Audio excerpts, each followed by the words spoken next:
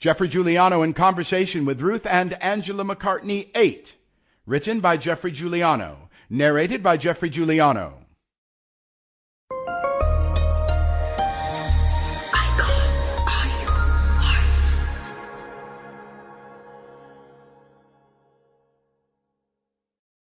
People say, why doesn't he help you? And because he doesn't have to. He really doesn't. I still feel that today.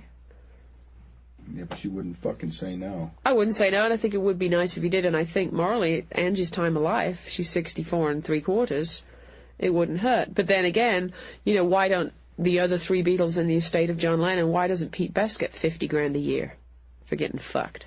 You can ask these questions all day long, and then if at the end of that day you say, well, my God, put myself in the Beatles' position, if you help one person, you've got to help them all, where does it end? Mm-hmm. I can quite see the point. I just don't know if I would have the balls to be that hard on family or friends. I couldn't.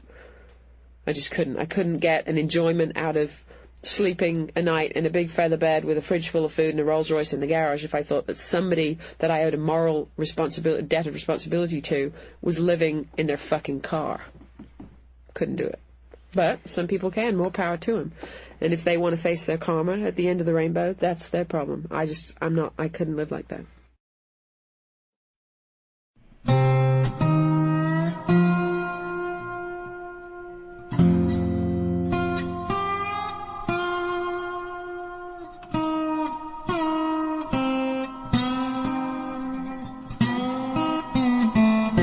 Angela McCartney was born in Liverpool, as you might expect, in November of 1929.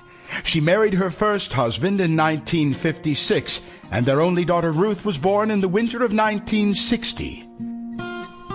Angie, sadly, was widowed in 1962, after her husband was involved in a tragic car accident, and some 2 years later, she became acquainted with a lonely widower by the name of Jim McCartney.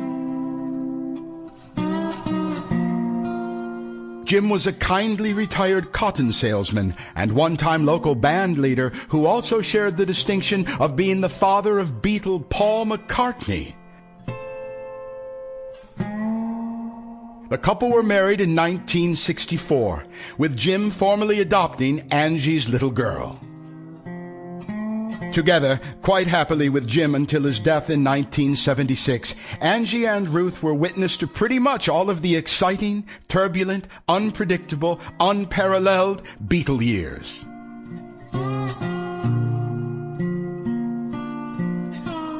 Along the way, both ladies formed deep relationships with not only Paul, but also his brother Mike McGear, all of the Beatles and their wives, of course, as well as a host of other A-list celebrities, rock stars, and people of the day. To enter into a family as close-knit and headstrong as the McCartney clan, however, was often tough going. Notwithstanding the ever-present pressure on their lives as the family of Beatle Paul and the madness which swirled around those lucky, or perhaps more appropriately fated, to be part of his confidential, exclusive inner circle.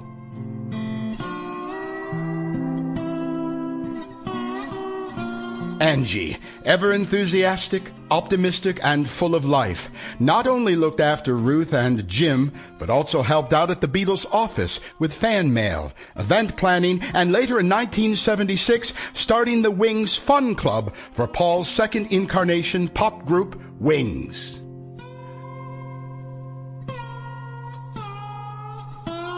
For Ruth, being the kid sister of the sexy Beatle was at first a thrill and later a definite challenge. At school, she was taunted and teased mercilessly, sometimes even bullied because of her famous family.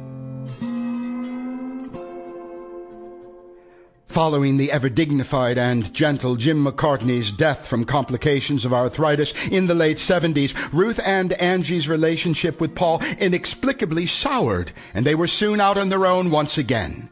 The fact of the matter is that they were pretty much turfed out with little support from the mega-millionaire Beatle.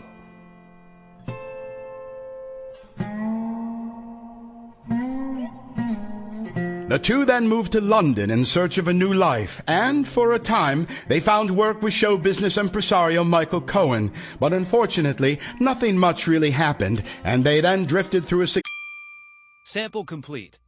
Ready to continue?